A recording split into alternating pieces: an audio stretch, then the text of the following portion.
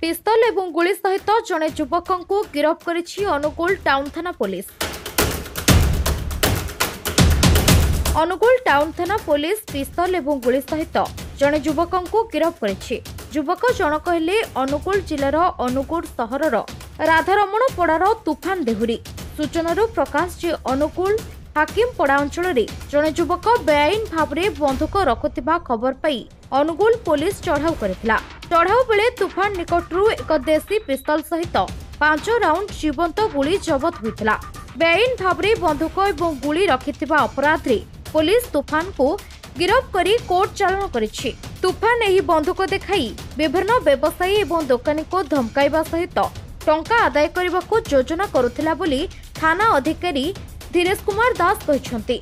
तूफान पूर्वरु अनेक हत्या लूट एवं चिंताई मामला रे अभियुक्त अछि बोली मध्य जଣା पड़िछि। अनुगुलरु जयंत प्रधान का रिपोर्ट।